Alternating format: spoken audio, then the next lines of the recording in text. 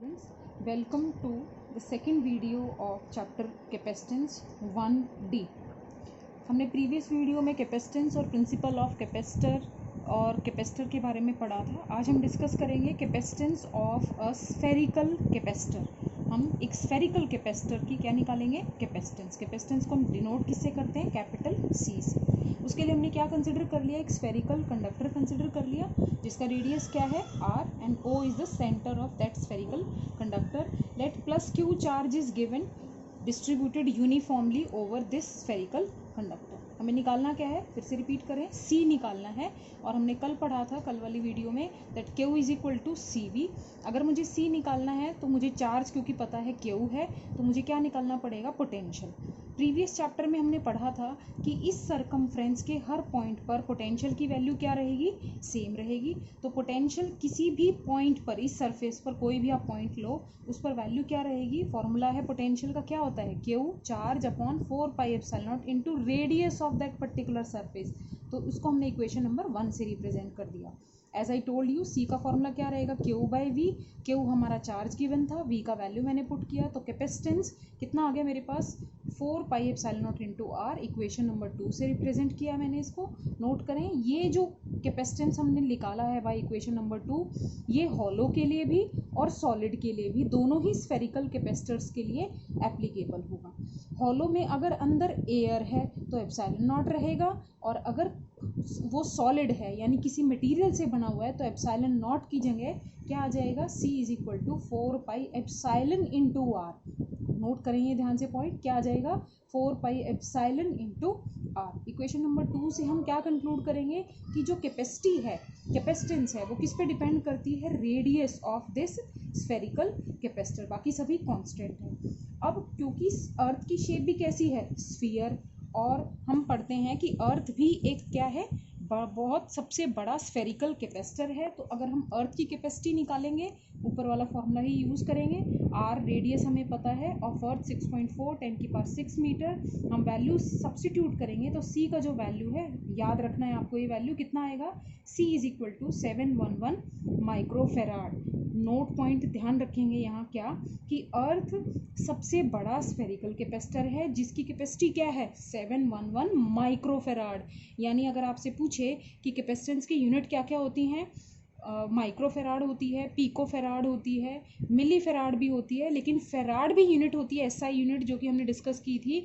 लेकिन जो biggest capacitor possible है वो कितने कैपेसिटेंस का है, 711 माइक्रोफेराड, जो कि कौन है, अर्थ है। तो फेराड एक बड़ी, बहुत बड़ी यूनिट है कैपेसिटेंस की।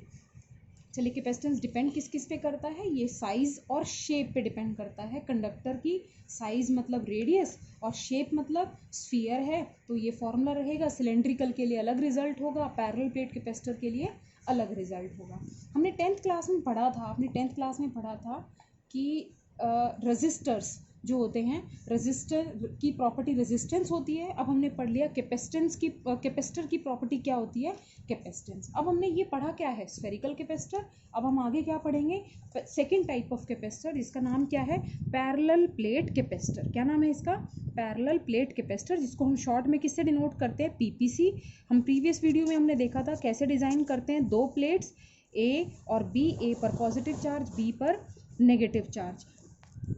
कैसा, सेम चार्ज होगा, +Q -Q। दोनों का एरिया क्या है, A। ये एरिया को डिनोट करता है। दोनों के बीच में डिस्टेंस कितना है, D। ध्यान रखने वाली बात क्या है कि जो ये डिस्टेंस है ये A से बहुत लेस होगा। डिस्टेंस जो ये डिस्टेंस है जो ये A से क्या रहेगा, बहुत less. A means area, D मतलब दोनों प्लेट्स के बीच का डिस्टेंस। चले, charge on each plate is small q, A is the area of each plate, D दोनों के बीच का डिस्टेंस है। अब पढ़ चुके हैं हम पहले प्रिंसिपल ऑफ PPC में कि V जो है, दोनों के बीच में इलेक्ट्रिक फील्ड सेटअप होगा E, और उसका वैल्यू कितना रहेगा, σ/ε0। ये कहाँ पढ़ा था, ये गॉस लॉ चैप्टर में पढ़ा था कि दो शीट्स के बीच में एक यूनिफॉर्म इलेक्ट्रिक फील्ड की वैल्यू होती है, और कितनी होती है, sigma, which is known as charge density divided by air है यहाँ, तो कितना लिखा, ε0। अब सिग्मा सरफेस चार्ज डेंसिटी होती है, सरफेस चार्ज डेंसिटी यानी चार्ज पर यूनिट एरिया। मैं फिर से रिमाइंड करा दूं, हमें क्या निकालना है, कैपेसिटेंस। कैपेसिटेंस का फॉर्मूला क्या होता है, कैपेसिटेंस का फॉर्मूला क्या आएगा, C is equal to Q by V। Q हमें पता है चार्ज दिया हुआ है प्लेट पर, तो निकालना क्या है V। V कैसे निकालेंगे, V का फॉर्मूला पढ़ा है electric field into distance. Electric field ऊपर बताइए अभी sigma bye epsilon not into D. Sigma क्या है, charge by A into epsilon not into D. तो पोटेंशियल का जो ऊपर वैल्यू ये निकाला हमने, इसको हमने नीचे सब्स्टिट्यूट कर दिया, तो बहुत इंपॉर्टेंट रिजल्ट है ये।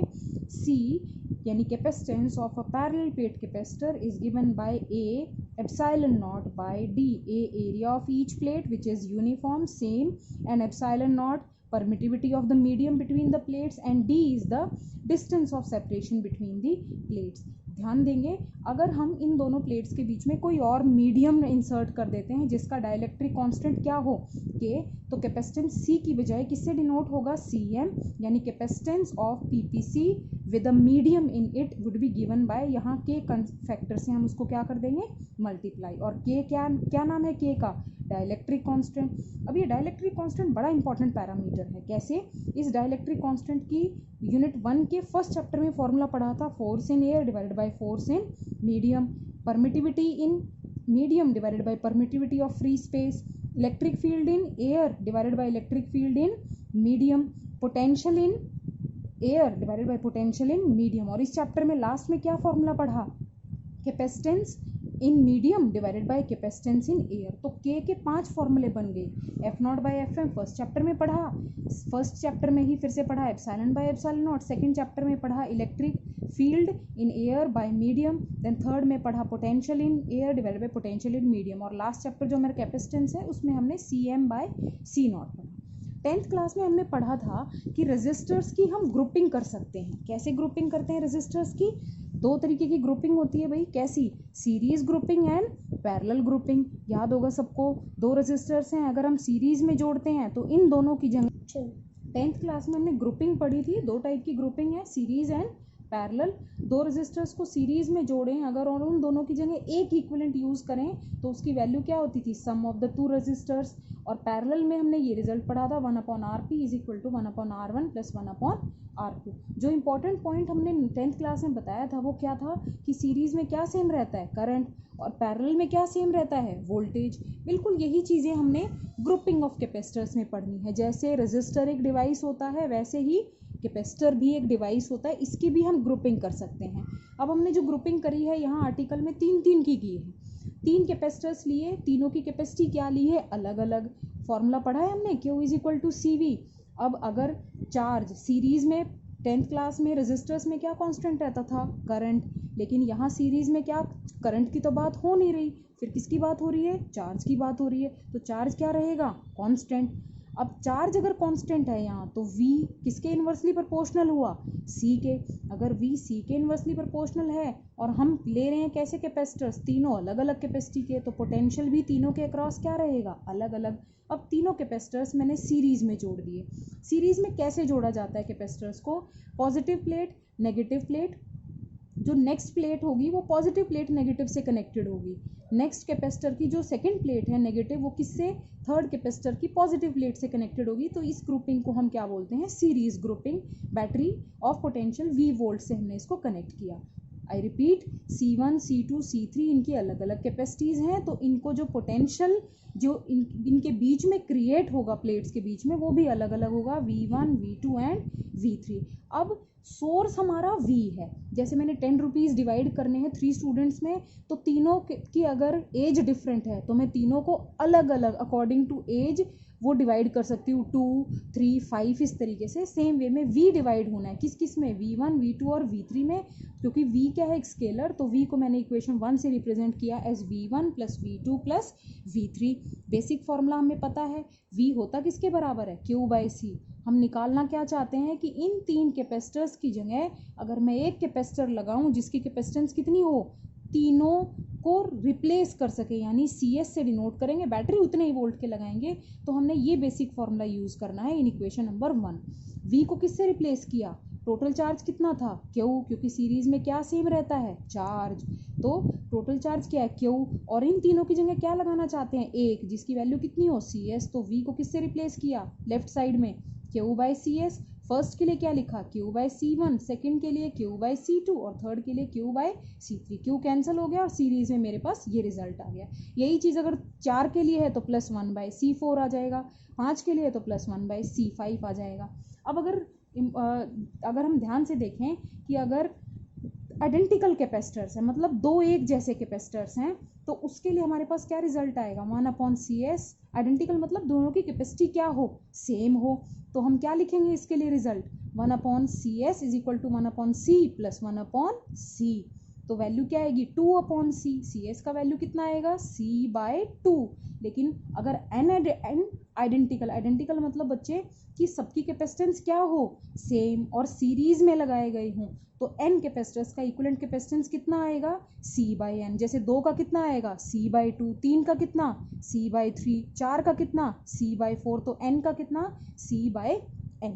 ठीक है, और पोटेंशियल भी सेम आएगा, क्योंकि पोटेंशियल क्या आएगा, V dash across the capacitor कितना आएगा, हर एक के अक्रॉस V/n, इक्विवेलेंट C/n, और हर एक के अक्रॉस अगर पोटेंशियल डिफरेंस निकालना हो तो वो क्या आएगा, V/n। ये कई बार कॉम्पिटिटिव में पूछा जाता है, ऑप्शंस दिए जाते हैं N/C, Cn या C/n, तो आपको ये ध्यान रखना है। नेक्स्ट ग्रुपिंग जो हमने पढ़नी है वो क्या है, पैरेलल ग्रुपिंग। पैरेलल में भी हमने फिर से क्या लिए हैं, 3 कैपेसिटर्स लिए हैं, C1, C2, C3, उनकी अलग अलग कैपेसिटी है।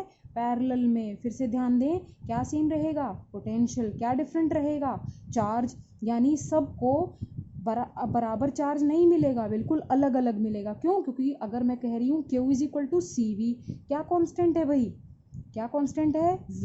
तो इसका मतलब अगर हर कैपेसिटर की कैपेसिटी अलग अलग है तो हर एक को चार्ज भी अलग अलग मिलेगा। तो हर एक की कैपेसिटी क्योंकि अलग अलग थी, C1, C2, C3, तो हर एक को अलग चार्ज मिला, Q1, Q2 और Q3। बेटे अब बैटरी लगाई V वोल्ट की, यहाँ से पॉजिटिव टर्मिनल से हमने चार्ज फ्लो कराया। अब ये जो चार्ज जा रहा है, इस पॉइंट को क्या नाम देते हैं हम, जंक्शन पॉइंट। जंक्शन पॉइंट वो पॉइंट होता है जहाँ पर बहुत सारे रास्ते आकर मिलते हैं या फिर डिपार्ट होते हैं, मतलब निकलते हैं। मिलना या निकलना जिस भी पॉइंट से होता है उस पॉइंट को हम क्या बोलेंगे, जंक्शन पॉइंट। जंक्शन पॉइंट पर चार्ज हमेशा पैरेलल में क्या हो जाता है, डिवाइड हो जाता है। आई रिपीट, जंक्शन पॉइंट पर चार्ज हो या करंट हो, पैरेलल में हमेशा क्या हो जाता है, डिवाइड। फिर करंट की कहाँ बात करते हैं, जब कैपेसिटर्स की जगह क्या लगे हों, रेजिस्टर्स। और चार्ज की कहाँ बात करेंगे, जब क्या लगे हों, कैपेसिटर्स। फर्स्ट कैपेसिटर को चार्ज कितना गया, Q1, सेकंड को Q2 और थर्ड को Q3। तो अब गया कहाँ से था, इस Q से। तो Q कितनों में डिवाइड हुआ, Q1 plus Q2 plus Q3, क्योंकि चार्ज एक स्केलर है, एडिटिव प्रॉपर्टी लगेगी। अब करना क्या है, फिर से रिपीट करती हूँ, पैरेलल में हम क्या निकालना चाहते हैं कि इन 3 की जगह मैं एक कैपेसिटर लगाऊं जो इन तीनों की जगह काम करे, और उसकी कैपेसिटी किससे डिनोट कर दी, CP से। बैटरी वही लगानी है V वोल्ट की। अब इस CP की वैल्यू निकालना चाहती हूँ, क्योंकि मेरे पास तो मुझे लैब में कितने कैपेसिटर्स दिए थे, 3, C1, C2 और C3 वाले। लेकिन मुझे कहा गया कि भाई अलग अलग नहीं यूज़ करना, एक ही यूज़ करना है। तो मैं उन तीनों को कैसे वैल्यू यहाँ CP निकालने के लिए कैसे यूज़ करूँगी, वही हम CP निकाल रहे हैं। चार्ज का इक्वेशन नंबर 1 थी मेरे पास, क्या थी, Q is equal to Q1 plus Q2 plus Q3। इस फॉर्मूले में हमें Q1, Q2 और Q3 की वैल्यू निकाल देनी है। Q1 की वैल्यू क्या आएगी, C1V, Q2 की C2V, Q3 की C3V। बोलो क्यों, क्योंकि सब में पोटेंशियल क्या था, सेम। चार्ज क्या था, अलग अलग। क्यों अलग अलग था, क्योंकि कैपेसिटी क्या थी, अलग अलग। अब जब इसको हमने इसमें रिड्यूस किया तो चार्ज तो फिर से क्या रहेगा, इस बैटरी से Q ही रहेगा। तो Q किसके बराबर लिखेंगे भाई, CP इंटू V। ये लिख दिया मैंने, CP into V is equal to, यहाँ से V कॉमन, V से V लेफ्ट और राइट से कैंसिल हो गया, CP का रिजल्ट आ गया जैसा रेजिस्टर्स का सीरीज में था। दो ध्यान दें, क्या CP का वैल्यू कितना आ गया, फिर C1 plus C2 plus C3। Resistors में पैरेलल में क्या रिजल्ट आता था, 1/RP is equal to 1/R1 plus 1/R2 plus 1/R3। Note point करने की बात क्या है, रेजिस्टर्स और कैपेसिटर्स के रिजल्ट एक दूसरे के बिल्कुल उल्टे हैं। सीरीज में जो रिजल्ट रेजिस्टेंस का आता था वो पैरेलल में आता है कैपेसिटर्स का। I hope it is clear. अब अगर दो आइडेंटिकल कैपेसिटर्स हों, फिर से वही, अगर मेरे पास 2 आइडेंटिकल कैपेसिटर हों जिनकी कैपेसिटेंस दोनों की सेम हो, C प्लस C कितना, 2C, 3 होंगे तो 3C, 4 होंगे तो 4C, N होंगे तो कितना, N इंटू C, और चार्ज कितना आ जाएगा, Q/N।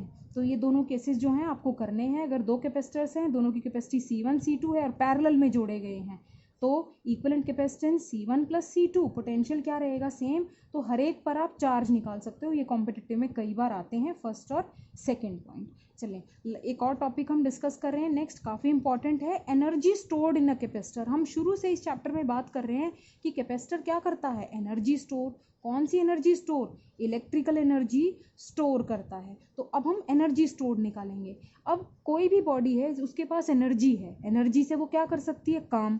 और अगर हम इसका रिवर्स कहें, क्या रिवर्स कहें, कि कोई भी बॉडी काम कर सकती है बिकॉज ऑफ एनर्जी। तो हम एनर्जी निकालेंगे, उसके लिए हम क्या निकाल लेंगे, वर्क डन। हम क्या निकालेंगे, वर्क डन। जैसे 11th क्लास में निकाला था, पहले हम स्मॉल वर्क डन निकालेंगे, फिर उस स्मॉल वर्क डन को इंटीग्रेट कर देंगे। हमारे पास जो टोटल वर्क डन आएगा वो इस कैपेसिटर में किसकी फॉर्म में स्टोर हो जाएगा, एनर्जी की फॉर्म में, and we will be at the result. चलिए लेट्स मूव। कैसे मूव करेंगे कि हमने एक कैपेसिटर ले लिया, V पोटेंशियल डिफरेंस है, D दोनों प्लेट्स के बीच का डिस्टेंस, एरिया कितना था हर एक प्लेट का, A।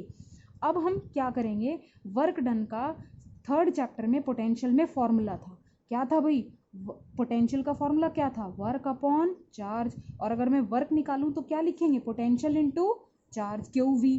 वर्क डन क्या होता है, पोटेंशियल इनटू चार्ज। तो अगर मैं स्मॉल वर्क डन निकालूंगी तो पोटेंशियल तो कितना क्रिएट हुआ था दोनों प्लेट्स के बीच में, V। तो यानी स्मॉल चार्ज को यहाँ से यहाँ जाने में इंडक्शन से कितना वर्क डन होगा, स्मॉल d। तो वो किसके बराबर होगा, V इंटू स्मॉल चार्ज कितना, dq। अब V की वैल्यू, पोटेंशियल का फिर से फॉर्मूला यहाँ से कितना आएगा, Q/C। Q कितना दिया था, Q कितना था, स्मॉल q से डिनोट किया था हमने, तो V को लिखा Q/C into dq, equation number 1। Total work done के लिए इंटीग्रेट कर दिया, कहाँ से कहाँ भाई, पहले शुरू में 0 चार्ज मूव करा था फर्स्ट प्लेट से सेकंड प्लेट तक, अब कहाँ तक जाएगा मैक्सिमम चार्ज, कैपिटल Q। तो 0 से कैपिटल Q में हमने इंटीग्रेट किया। याद रखने की बात क्या है, ये लिमिट्स किसकी हैं, चार्ज की हैं। तो चार्ज के रिस्पेक्ट में इंटीग्रेशन होगा Q²/2 और C आपका कांस्टेंट है, 0 to Q lower limit, upper limit integrate किया 1/2C, अपर लिमिट पुट की कैपिटल Q² माइनस 0। तो मेरे पास वर्क डन क्या आ गया, Q²/2C। हमने लास्ट में क्या लिखना है, this work done is stored as energy, और उसको हम बेटा डिनोट किससे करते हैं, U से डिनोट करते हैं। This work done is half Q², या तो हाफ बोल दे Q²/C, या हम जनरली बोलते हैं Q²/2C। अब बेटे ये 3 फॉर्मूले हैं एनर्जी स्टोर्ड के, हमने डिराइव एक ही किया है। कैसे करेंगे, मान लो मेरे पास ना न्यूमेरिकल में V दे रखा है, तो मैं Q को क्या लिख दूंगी, CV। Q को मैंने क्या लिख दिया, CV। तो C² V²/2C, एक C से C कैंसिल हो गया, एक और फॉर्मूला आ गया मेरे पास जिसमें चार्ज नहीं है, क्या आ गया, हाफ CV²। ऐसे ही अगर मुझे C को हटाना है, C नहीं चाहती मैं, तो C का फॉर्मूला क्या आएगा ऊपर से, Q/V। जैसे ही आप इसको C को Q/V पुट करोगे, एक V से V कैंसिल, तो क्या आ जाएगा, हाफ QV। याद कैसे रखना है, सब में हाफ आ रहा है, सब में क्या आ रहा है, हाफ। आप एक फॉर्मूला लर्न रख लो, जनरली मैं प्रेफर करती हूँ क्या फॉर्मूला लर्न करना, हाफ CV²। ऐसा क्यों, ये क्यों नहीं करते मैम, ये इसीलिए बोलती हूँ क्योंकि कैपेसिटेंस हमें जनरली कैपेसिटर की पता होती है, उस पर लिखी होती है, और वोल्टेज भी लिखी होती है भाई ये कितनी वोल्टेज पे ऑपरेट करेगा। बाकी सभी रिलेशंस हम इससे डिराइव कर सकते हैं। एक छोटा सा टॉपिक एनर्जी डेंसिटी का और देखें, energy density of parallel plate capacitor. Definition देखें, एनर्जी डेंसिटी का मतलब एनर्जी पर यूनिट वॉल्यूम। ऊपर जो एनर्जी निकाली उसको सिर्फ वॉल्यूम से डिवाइड कर देना है। किसका वॉल्यूम भाई, इस कैपेसिटर का वॉल्यूम। ये क्या था, D। एरिया क्या था, A। तो बताओ जल्दी से, वॉल्यूम कितना आएगा कैपेसिटर का, एरिया इंटू थिकनेस। तो मैंने वॉल्यूम कितना लिखा, AD। सिर्फ आपको ऊपर वाले फॉर्मूले में, कौन से फॉर्मूले में, जो मैंने बताया इंपॉर्टेंट है, हाफ CV² को किससे डिवाइड कर दिया, AD से। अब C का, पैरेलल प्लेट कैपेसिटर का कैपेसिटेंस का क्या फॉर्मूला होता है, C = A/0/D। मैंने जैसे ही पुट किया, A से A कैंसिल, तो मेरे पास एनर्जी डेंसिटी का फॉर्मूला आ गया क्या, हाफ ε0 V²/D²। आपने ये भी पढ़ा है रिलेशन, इलेक्ट्रिक फील्ड किसके बराबर, V/D। तो V/D किससे रिप्लेस कर दिया, E से। तो एनर्जी डेंसिटी कितनी आ गई, half ε0 into E²। This is known as energy density of parallel plate capacitor. Important है ये energy density as well as energy stored in a capacitor. अब हम पढ़ेंगे कि total energy stored combination of capacitors में कंजर्व रहती है। Conserve का मीनिंग समझा देती हूँ यहाँ। कंजर्व का मतलब, अगर दो कैपेसिटर्स हैं, दो कैपेसिटर्स को मैंने पहले सीरीज में जोड़ा, उसकी टोटल एनर्जी निकाली। फिर नेक्स्ट उन्हीं दो कैपेसिटर्स को मैंने कैसे जोड़ा, पैरेलल में जोड़ा, तो जो टोटल एनर्जी रहेगी वो दोनों एनर्जीज के क्या रहेगी, सम के बराबर। यानी अगर मैं सीरीज कॉम्बिनेशन के लिए लिखती हूँ तो एनर्जी किसके बराबर आएगी, तो सीरीज कॉम्बिनेशन में पहले बता चुके हैं चार्ज रहेगा सेम और पोटेंशियल डिवाइड। तो हमें फॉर्मूले पता है, यू का क्या होता है हाफ सी वी स्क्वायर या फिर क्या क्यू स्क्वायर बाय 2c। तो यहाँ कौन सा फॉर्मूला यूज़ करेंगे, यहाँ ऐसा करेंगे जिनकी मुझे दो वैल्यू पता हो, क्या क्या, क्यू और v तो डिवाइड होता है ना, तो डिवाइड कैसे डिवाइड होगा, कैसे बटेगा, मुझे उसके बारे में यहाँ नहीं डिस्क्लोज करना है। तो इसीलिए मैं क्या लूँगी, सीरीज कॉम्बिनेशन में मुझे कैपेसिटर्स की क्या वैल्यू पता होंगी, उनकी कैपेसिटेंसेस, यानी C1 C2 और C3। तो मैंने ऐसा फॉर्मूला चूज़ करना है तीनों में से जिसमें क्या आता हो, कैपेसिटेंस आता हो और क्या आता हो, जो मुझे चीज़ तीनों में सेम रखनी है, यानी क्यू।